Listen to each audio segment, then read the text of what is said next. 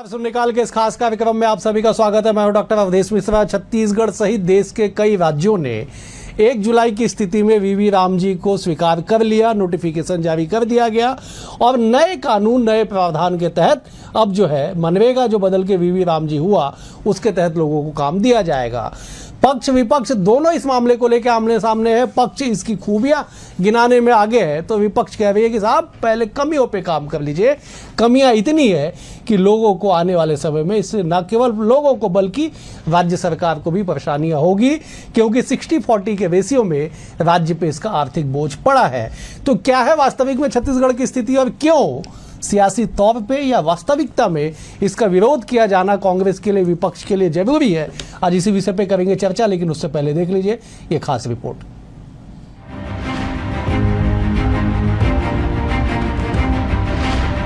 ग्रामीण अर्थव्यवस्था को नई ताकत देने और गांवों में रोजगार को बढ़ावा देने के उद्देश्य से केंद्र सरकार ने मनरेगा की जगह विकसित भारत जी राम जी योजना लागू की है।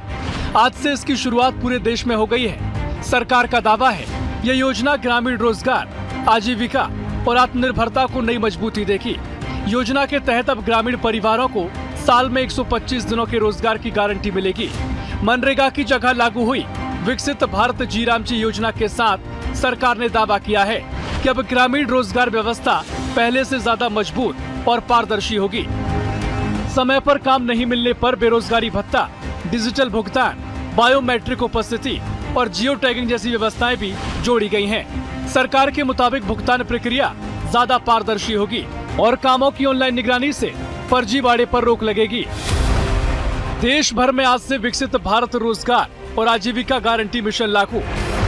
छत्तीसगढ़ में विकसित भारत जी राम जी योजना लागू। मनरेगा के स्थान पर वीवी जी राम जी योजना लागू। मनरेगा में 100 दिनों का काम, जबकि विकसित भारत जी राम जी में मिलेगा 125 दिन काम।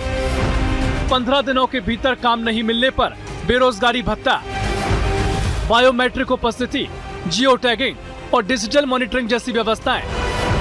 केंद्र सरकार 60 और राज्य सरकार की 40% की रहेगी सहभागिता। साल 2026-27 में 95,692 करोड़ रुपए का बजट का प्रावधान। छत्तीसगढ़ सरकार ने करीब 4,000 करोड़ रुपए का किया प्रावधान। हालांकि योजना लागू होते ही इसे लेकर राजनीतिक विवाद भी शुरू हो गया है। कांग्रेस संचार प्रमुख सुशील आनंद शुक्ला ने सवाल उठाए। उनका कहना है इससे राज्यों के ऊपर बोझ बढ़ेगा। इस योजना के दम तोड़ने की पूरी संभावना है। राज्यों के पास कर धन के ज्यादा साधन नहीं है। जीएसटी लागू होने के बाद कर केंद्र सरकार वसूलती है, फिर राज्य धन कहां से जुटाएगा? जबकि कैबिनेट मंत्री रामविचार नेताम ने कहा महत्वाकांक्षी योजना है, ग्रामीण क्षेत्रों की जरूरतों के अनुरूप रोजगार उपलब्ध कराया जाएगा।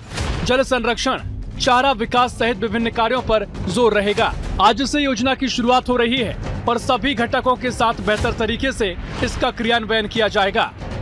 आज से जी राम जी योजना लागू की जा रही है। कांग्रेस की सरकार के समय जो मनरेगा थी, गरीबों की जीवन दायिनी योजना, उसका नाम इन्होंने बदला है, प्रावधान बदला है। अब इसमें 60% केंद्र का और 40% राज्य का योगदान रहेगा। ये राज्यों के ऊपर में अतिरिक्त बोझ है और इस योजना के दम तोड़ने की पूरी संभावना है, क्योंकि राज्यों के पास में अब कराधान के बहुत ज़्यादा साधन नहीं है। वीवी राम जी हमारा जो योजना है बहुत ही महत्वाकांक्षी योजना है। इस योजना के लागू होने से सभी जो ज़रूरतें हैं ग्रामीण क्षेत्रों में, पंचायतों स्तर में, उन सब ज़रूरत के आधार पे हम काम ले सकते हैं। तो मैं समझता हूँ कि जब अवर्षा की स्थिति है तो ऐसे समय में हम लोग अधिक से अधिक जो है जल संरक्षण के लिए भी काम करेंगे और चारा विकास के लिए भी काम हो सकता है, उद्यानिकी के लिए, खेती के लिए। ये सब काम अधिक से अधिक हम लेने के लिए हम लोग प्रस्ताव रखे हैं। यानी एक तरफ सरकार विकसित भारत जी राम जी को ग्रामीण भारत के विकास का नया मॉडल बता रही है, तो दूसरी तरफ विपक्ष इसे राज्यों पर बढ़ते आर्थिक बोझ और नई चुनौतियों से जोड़ रहा है। अब सबसे बड़ा सवाल यही है, क्या यह योजना वास्तव में गांव की तस्वीर बदलेगी या फिर आने वाले दिनों में ये सियासी बहस का बड़ा मुद्दा बनकर रह जाएगी? BSTV के लिए रायपुर से अविनाश चंद्र वंशी की रिपोर्ट। को देख के आप समझ गए होंगे कि क्यों आखिरकार इस पूरे मसले का, इस पूरे योजना का, कानून का जो है विरोध किया जा रहा है। सीधे चर्चा की शुरुआत करेंगे। तीन बेहद खास वरिष्ठ मेहमान हमारे साथ जुड़े, मेहमानों का परिचय आपसे करा देता हूं। बीजेपी की ओर से हमारे साथ राजीव चक्रवर्ती जी है, वरिष्ठ नेता है, प्रवक्ता है। राजीव जी बहुत स्वागत है आपका। कांग्रेस की ओर से धनंजय ठाकुर जी है, वरिष्ठ नेता है, मुख्य प्रवक्ता है। धनंजय जी आपका भी स्वागत है। बतौर राजनीतिक विश्लेषक, सूबे की पत्रकारिता को, सूबे की सियासत को बेहद करीब से जानने समझने वाले अनिल पुसतकर जी हमारे साथ। अनिल जी आपका भी बहुत बहुत स्वागत है। अनिल जी, एक योजना का नाम बदला, जिस दिन सदन में ये लाया गया, संसद में लाया गया, उस दिन से लेके आज लागू होने तक विरोध विपक्ष का जारी है। क्यों ऐसा? देखिए, ये कोई पहली बार नहीं हो रहा है कि किसी सरकारी योजना का विपक्ष विरोध कर रही है। विपक्ष के पास जो है एक ही काम है, कोई भी विपक्ष हो। आज जो सरकार में है वो पहले विपक्ष में नहीं थे, ऐसा नहीं है। पहले जब जो सत्ता में आज है, जिन्होंने इस योजना को विकसित भारत के नाम से लाया है, वो जब विपक्ष में थे तब उनको मनरेगा खराब लगता था, वो कांग्रेस का पाप लगता था। तो ये कोई नई बात नहीं है। लेकिन सवाल महत्वपूर्ण ये है कि आप जो है 60-40 के रेशियो में आ गए। अब आपको 40% जो है और आपको अपना शेयर डालना पड़ेगा। दूसरी बात, आपने 100 से 125 जो है दिन मजदूरी देने की बात की। अब फिर आप उसमें ई मास्टर की भी बात कर रहे हैं।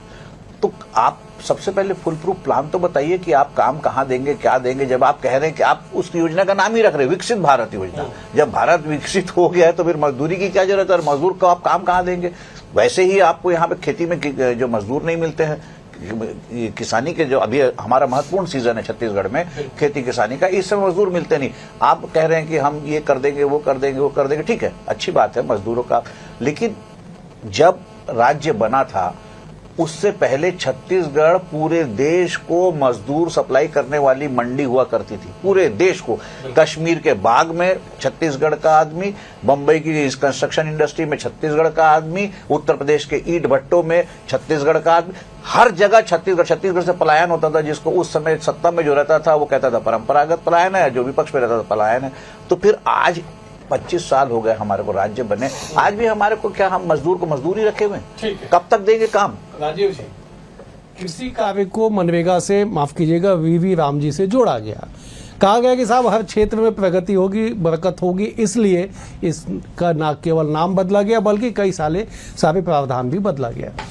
बताइए अनिल जी, बहुत गंभीर सवाल उठा रहे कि क्या मजदूर को मजदूर ही रखना चाहते हैं, और क्यों ऐसा कि आप इसको फुल प्रूफ जो प्लान है, राज्य पे जो आर्थिक बोझ है, उसके लिए कुछ लोगों को बता नहीं रहे? राजीव जी, जो 3 आपत्तियां आई है, उन आपत्तियों में सबसे पहले तो ये कि पहले से ही कार्य करने के लिए जो श्रम शक्ति है, मानवीय श्रम शक्ति का अभाव हो चला, बिल्कुल अभाव चला। क्योंकि जैसे जैसे जीवन स्तर बदलता है, और सौभाग्य से हमारे 14 वर्ष के कार्यकाल में और अटल जी के जो कार्यकाल में तो जीवन स्तर, जो श्रमजीवी जीवन स्तर था, उसमें काफी उल्लेखनीय वृद्धि हुई है। और श्रम की जगह वो मशीन आधारित और कंप्यूटर आधारित हुई है। निसंदेह मैं अनिल जी के बातों को सैल्यूट करता हूं और स्वीकार करता हूं कि जो मानवीय श्रम शक्ति है उसमें बहुत कमी आई है। और जहां तक जो उनके की जो एक आशंका है कि हमें कृषि कार्य के लिए ही जो काश्तकारों के लिए जो सहयोगियों की आवश्यकता होती थी वो नहीं मिल रही है, तो इसमें 60 दिन का कृषि अवकाश भी दिया गया है। यानी 60 दिन कोई मजदूर अपने खेतों पर काम कर सकता है, या अपने मित्र भाई के यहाँ पर 60 दिन में वो रोपाई, बियासी से लेकर तमाम जो कृषि कार्य कर सकता है। उसके अलावे 125 दिन के लिए रोजगार गारंटी की इसमें उपयोगिता की बात की गई है। बहुत सोचने और समझने के बाद, देखिए अवधेश जी और डॉक्टर साहब, मैं आप दोनों को ये समझाना चाहूंगा कि समय बदलते रहता है, देश काल वातावरण बदलता है। फर्स्ट जनरेशन, सेकंड जनरेशन बदलाव के बाद बहुत सारी योजनाएं जो है वो प्रासंगिकता नहीं रहती, उसमें बदलाव की आवश्यकता रहती है। अगर कल पुर्जों में बदलाव की आवश्यकता होती है तो मानवीय श्रम में और देश की दिशा और योजनाओं को बदलने, नीति आयोग से लेकर तमाम एजेंसियों ने इस पर सर्वे किया, काम किया, और उन्होंने ये पाया कि अब इसमें आवश्यकता है बदलाव की, पारदर्शिता की। तो इसमें व्यापक बदलाव किए गए हैं, पारदर्शिता की गई है। ठीक है धनंजय जी, समय की मांग के अनुसार, देश काल परिस्थिति के अनुसार, जनरेशन चेंज होने के बाद इसमें बदलाव की आवश्यकता थी। कई सारे दावे व वादे आज नई सदन में बिल पेश होने से लेके कैबिनेट में, छत्तीसगढ़ की कैबिनेट में मंजूरी से लेके 4000 करोड़ के बजट प्रावधान करने तक और आज दिनांक तक फायदे गिनाए जा रहे। क्यों विरोध कर रहे हैं आप, क्यों कांग्रेस इसका विरोध कर रही है? देखिए, केंद्र के नरेंद्र मोदी जी हो या प्रदेश के मुख्यमंत्री भी शायद जी हो, ये मजदूरों के साथ सरासर धोखा कर रहे हैं और झूठ बोल रहे हैं, खुलेआम झूठ बोल रहे हैं ना। इसलिए इस बात को मैं बड़े दावे के साथ कह रहा हूं। अभी हमारे वरिष्ठ पत्रकार अनिल पुसतकर जी ने जो बातें कही कि छत्तीसगढ़ निर्माण के पहले यहाँ से बड़ी संख्या में पलायन होता था और यहाँ के जो श्रमिक जो है देश के अन्य राज्यों में जाते थे काम की तलाश में। अब उसे पलायन भी बोल सकते हैं, रोजगार का संकट भी बोल सकते हैं, आवश्यकता की पूर्ति होना भी बोल सकते हैं। आपको इसी बात को आगे बढ़ाते हुए कहूंगा, जब मनरेगा कांग्रेस की सरकार ने जो लागू किया इस देश में, छत्तीसगढ़ ही नहीं हर राज्यों में मजदूरों के पलायन में मैं समझता हूं कि 80 से 90% की कमी आई। क्योंकि इस योजना के तहत हर गांव में चाहे नहर का निर्माण हो, चाहे खेत की सुधार काम हो, चाहे वहां पे तालाब खनन के बात हो, या जो भी 400 से कुछ अधिक काम थे जो मनरेगा के अंतर्गत होते थे, उस काम को 100 दिन वहां देने का प्लान किया गया। और वहां मजदूरों को, जो कृषि श्रमिक हैं, गांव के श्रमिक हैं, कुशल श्रमिक हैं, उनको वहां काम मिलने लग गया, तो उनको आगे जा कहीं भटकने की आवश्यकता नहीं पड़ी।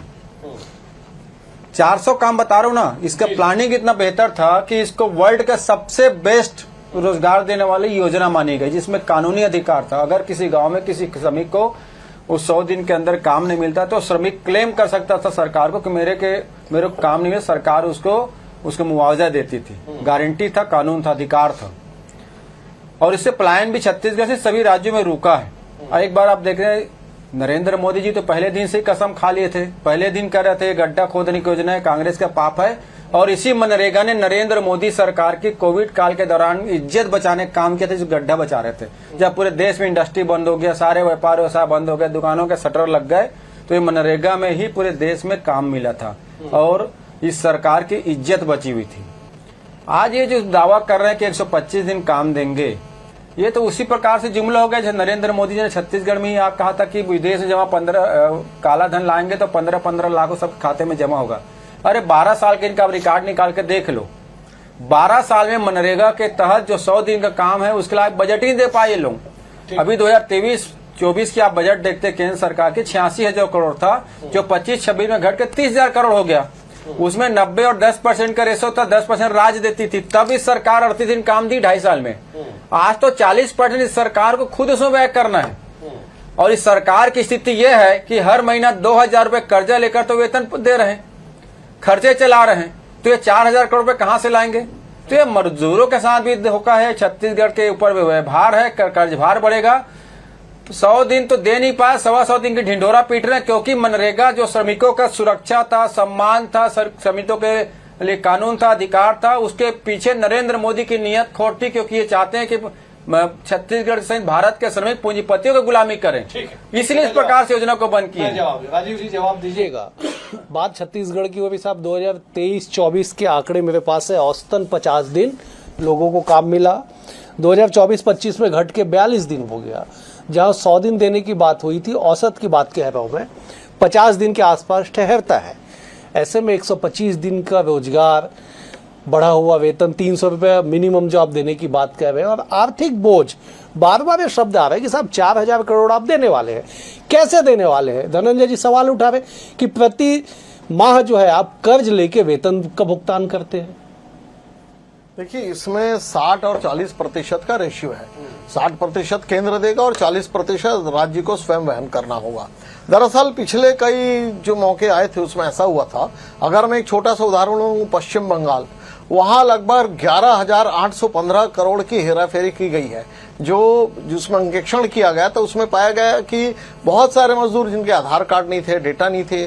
जैसे एक समय अनिल भैया को याद होगा कि मस्टर रोल हुआ करते थे, मजदूरों से खुदाई की जाती थी और पता चलता था अधिकारी अपने साले साली का नाम, ड्राइवर का नाम, इसका तमाम लोगों का नाम लेके पैसे का आहरण किया जाता था। उस प्रकार से इस योजना में बहुत सारी विसंगतियां आ गई थी। इसे ऐसा समझ लिया था कुछ राज्यों ने कि ये तो हमारी पेट भरो योजना है, जबकि योजना थी कि गरीबी उन्मूलन, जो poverty below poverty line operation जो एक स्कीम चलता था वर्ल्ड हेल्थ ऑर्गेनाइजेशन का और वर्ल्ड ऑर्गेनाइजेशन का, विश्व परिषद का, तो उसके तहत बहुत सारी राशि वहां से भी आती थी।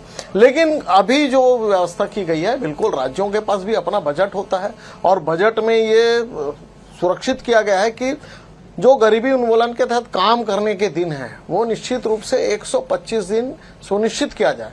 हालांकि अनिल भैया भी खुद मानते हैं कि अभी गांव में आर्थिक स्थिति ऐसी नहीं कि लोगों को गड्ढे करने की आवश्यकता हो, इसीलिए क्योंकि कुशल अकुशल श्रमिकों का एक वो अलग मुद्दा है जिस पर हम कभी बैठेंगे। अभी अकुशल श्रमिकों की संख्या कम होते जा रही है, कुशल श्रमिकों की संख्या बढ़ते जा रही है, स्किल्ड लेबर, अनस्किल्ड लेबर, तो उसमें एक बहुत बड़ा और जो बदलाव हो रहा है। इसलिए मैं धनंजय जी से भी इस डिबेट के बाद में उनसे चर्चा करूंगा कि ये जो कुशल श्रमिक के कारण बहुत सारे जगह में गांव में जैसे राहत शिविर खोले जाते थे पहले, आज उसकी आवश्यकता नहीं पड़ती। मजदूर अधिकांशतः अपने अपने दूसरे कामों में लगे हुए हैं। कुछ मजदूर जो गांव के लोग हैं उन्होंने अपना व्यवसाय बदल लिया। जी कुल मिलाकर बहुत साधारण सा सवाल था साहब कि जो आर्थिक बात निकल के आ रही है उसका भरपाई सरकार कैसे करेगी? अब बंगाल तक चले गए साहब, 11,000 करोड़ का घोटाला आपने बता दिया। शुभेंदु अधिकारी सरकार में मंत्री थे, अभी मुख्यमंत्री तरह संभल के बोलिएगा तो कहीं आप पे भी कुछ कार्रवाई ना हो जाए। उस समय टीएमसी में थे, अभी बीजेपी में, 2020 में बीजेपी में आ गए। आप जो घोटाला बता रहे 2019 में उजागर हुआ था। मैं आपको सचेत कर रहा हूँ खाली आपके शुभचिंतक होने के नाते। अनिल जी, योजनाएं कोई भी आपने कहा कि साहब समय समय पे इस पे परिवर्तन होता है, लेकिन इसके मूल भावना बदलनी नहीं चाहिए। मूल भावनाओं में कई बदलाव तो किए गए कि साहब हम ये बेहतर करेंगे, लेकिन अगर ये बेहतर है तो क्या केवल राजनीतिक तौर पे विरोध है या सच में विरोध के पीछे कुछ बड़ा प्लान है विपक्ष के पास कि इससे बेहतर हम दे सकते हैं? देखिए, बेहतर प्लान है तो बेहतर प्लान लेके सामने आना चाहिए, लेकिन अगर विपक्ष सवाल उठा रहा है तो उसको अगर सेटिस्फाई भी करते हैं आप, अगर उनके सवालों का जवाब भी देते हैं तो उसमें बुराई क्या है भाई? आखिर डेमोक्रेसी है, किसी का भी अधिकार है सवाल उठाने का। और फिर जब आप खुद विपक्ष में थे, जो सत्ता में आज है, वो क्या मनरेगा पे सवाल नहीं उठाते थे? वो तो मनरेगा कांग्रेस का पाप कहते थे। तो आप जब किसी चीज को पाप कह सकते हो तो कोई अगर कुछ और कह रहा है तो उसका जवाब देना चाहिए। दूसरी बात यह है कि मैंने पहले ही कहा कि 100 दिन तो दे नहीं पाए, फिर अब 100 दिन कहां से देंगे, है ना? अब फिर मैंने कहा कि कृषि की बात, तो कृषि अवकाश की बात बता। अरे कृषि अवकाश दे दिए आपने 60 दिन का, उसके बाद आप मुझे ये बताइए, छत्तीसगढ़ में आप कहते हैं हमने गांव-गांव तक सड़क पहुंचा दी, तो फिर हमने गांव-गांव तक प्राइमरी हॉस्पिटल बना दिए, हम छत्तीसगढ़ को विकसित कर चुके, तो काम क्या करेंगे? तालाब गहरीकरण का काम होता था जो पहले जो राहत काम में जो मनरेगा और इसमें जो तालाब गहरीकरण होता था, आप अगर आंकड़े उठा के देखेंगे तो एक तालाब को इतनी बार खोदा गया रहता, इतनी बार गहरीकरण किया रहता, वहां तालाब की जगह उतना ही बड़ा कुआं होना चाहिए रहता, लेकिन उसका कोई हिसाब ही नहीं है। ठीक है, मास्टर रोल का तो आपने बंद कर दिया, लेकिन क्या अभी ई मास्टर नहीं है? ई मास्टर रोल तो रहेगा ही, आप हाजिरी कहां भरेंगे? तो बहुत सारी चीजें हैं और योजना के मूल में जो है वो है कि ग्रामीण अर्थव्यवस्था को मजबूत करना और गांव के आदमी की जो है आर्थिक स्थिति को मजबूत करना, और मजदूर को मजदूर की श्रेणी से उसका अपलिफ्टमेंट कब होगा? आप उसका अपलिफ्टमेंट है ही नहीं। आप 300 दिन में पहले ही आप उसको 365 दिन का साल होता है, आप पहले ही बोल रहे 125 दिन देंगे, तो 200 दिन क्या घर में बैठेगा वो? तो मजदूर क्या करेगा? 125 दिन की मजदूरी में पूरा साल चलाएगा, और आपको हर साल पूरी तनख्वाह चाहिए। आप एक बार विधायक होते हो, दूसरी बार होते हो, 2 बार का पेंशन लेते हो, 3 बार का पेंशन लेते हो, और मजदूर को पूरे मजदूर 100 दिन 365 दिन की गारंटी क्यों नहीं दे सकते आप? और फिर सब राज्य सरकार को ही अगर 40% देना है तो राज्य सरकार को अपने ही जो डेवलपमेंट की जो है जो स्कीम्स है वो वो तैयार करनी चाहिए, और उसमें अपने राज्य के श्रम जो है जो श्रम शक्ति है उसका इस्तेमाल करना चाहिए। और सवाल तो उठेंगे ही, कांग्रेस अगर सवाल उठा रही गलती कर रही है। ठीक है, विपक्ष को सवाल उठाने का अधिकार है, विपक्ष किसी भी योजना को और बेहतरी के लिए क्रिटिसाइज कर सकती है, अपने सुझाव दे सकती है, लेकिन जिस तरह से बीजेपी दावा करेगी साहब अमुक ऐसा बड़ा परिवर्तन है जिसे क्रांतिकारी परिवर्तन आएगा, 25 साल पुरानी इस योजना में, 20 साल पुरानी इस अधिनियम में जो है कई कमियां थी जिसे अब दुरुस्त किया जा रहा है। क्या कांग्रेस के पास इससे बेहतर कोई प्लान है? जिस तरह से अनिल जी ने कहा कि साहब 125 दिन क्यों, आप 365 दिन की गारंटी दीजिए। देखिए, कांग्रेस पार्टी ने तो मनरेगा बनाया था ना, मनरेगा बता ना, वर्ल्ड में कह रहा हूँ ना, भारत की बात नहीं कर रहा हूँ, वर्ल्ड में उसको लेकर जो आर्थिक विशेषज्ञ हैं, जो नीति के जानकार लोग हैं, वर्ल्ड के कई देशों ने कहा कि जो भारत में मनरेगा बनाया गया, जो रोजगार की गारंटी जिसे कानूनी अधिकार दिया गया, वर्ल्ड में कहीं नहीं है ना। इतने अच्छा वो चीजें थी वो, और आप कह रहे हैं कि उसमें गड़बड़ियां थी, घोटाला था, भ्रष्टाचार था। तो भाई 12 साल से तो नरेंद्र मोदी जी प्रधानमंत्री हैं। 12 साल में आपने उन जहां आपको लगता था कि लूप होल है, गलतियां हैं, भ्रष्टाचार होता है, उसको सुधारा क्यों नहीं? पहला लाइन। दूसरा ये कह रहे थी सरकारें, जो राज्य सरकारें अपना पेट भर लेती थी, तो 2.5 साल से तो विष्णु साय जी मुख्यमंत्री हैं। क्या इसीलिए एवरेज में जिस प्रकार से 42 दिन काम बता रहे हो, तो मतलब 58 दिन का पैसा क्या विष्णु साय जी खा गए मजदूरों का? आप अपनी योजना को बेहतर बताने के लिए कुछ भी बुराई करेंगे, वो तीर आपको ही जाके लग रहा है। आपके 19 राज्यों में सरकार है, मतलब आपके सारे मुख्यमंत्री भ्रष्ट है, मनरेगा में पैसा चोरी करने का काम किए, मजदूरों को हक को छीने हैं। देश के प्रधानमंत्री हैं आपकी, नरेंद्र मोदी सरकार में है। अगर मनरेगा में गड़बड़ियां हो रही तो क्या नरेंद्र मोदी जिम्मेदार नहीं? 12 साल में आपने क्यों उसको बेहतर नहीं किया है? फिर आप हर चीज में आधार कार्ड लिंक करा रहे हैं, हर चीज में खाता लिंक करा रहे हैं, हर चीज में आप कर रहे हैं। आप वीवी राम जी योजना जो बनाए हैं, ये मनरेगा को खत्म करने के लिए बनाए हैं, श्रमिकों का अधिकार को खत्म करने के लिए बनाए, क्योंकि आपकी सरकार के नियत में खोट है। मनरेगा एक ऐसी योजना थी अवधेश जी, जिसको हर गांव में शुरू करना कंपलसरी था, वो कानूनी अधिकार था, उसमें श्रमिक काम मांग सकता था। लेकिन वीवी राम जी है ना, उसमें सरकार तय करेगी कि कौन से गांव में सो काम को शुरू करना है, किस गांव में शुरू नहीं करना है। छत्तीसगढ़ में 20,000 गांव होते हैं एवरेज में, 11,000 ग्राम पंचायतें हैं। मेरा दावा ये 11,000 ग्राम पंचायत में एक दिन में काम शुरू नहीं होगा।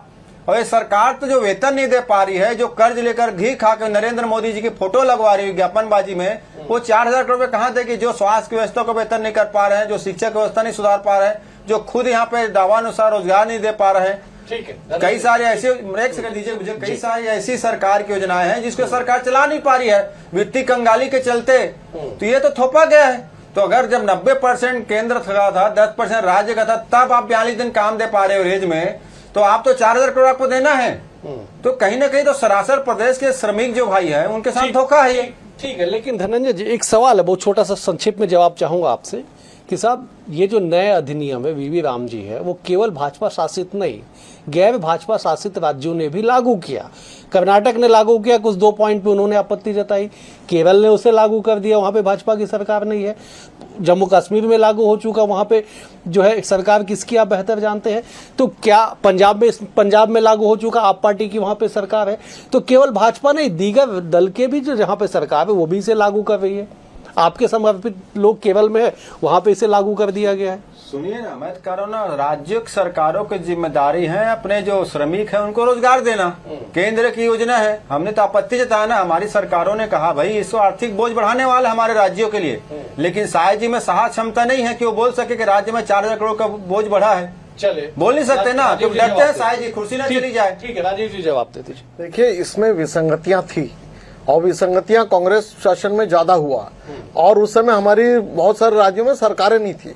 उन विसंगतियों को पकड़ने के बाद ही एड ऑन एडिशन हुआ। जो कमियां थी, पारदर्शिता लाने की बात की गई, 60 दिन अवकाश की बात की गई, और राज्यों में आज भी गारंटी की बात है कि जो श्रमिक चाहे कहीं पर भी अपने आसपास के गांव में वो जुड़ सकता है। अब कांग्रेस पार्टी इसको लेकर कितनी भी तकरीरें करे, आज वो शुभ दिन है जिस दिन से ये लागू हो रहा है, और अधिकांश राज्यों में ठीक है, मुझे समाप्त कर अनिल जी 10 सेकंड में जवाब दीजिएगा। ठीक है, धनंजय जी मुझे समाप्त कर, भाजपा इस प्रकार धनंजय जी मुझे समाप्त करना। अनिल जी बहुत संक्षेप में जवाब दीजिएगा, क्या मजदूरों का भला होगा? 4,000 करोड़ अगर सीधे सीधे मजदूरों को दे दे तो 1 करोड़ मजदूर नहीं होंगे हमारे यहाँ, सबका भला हो जाएगा।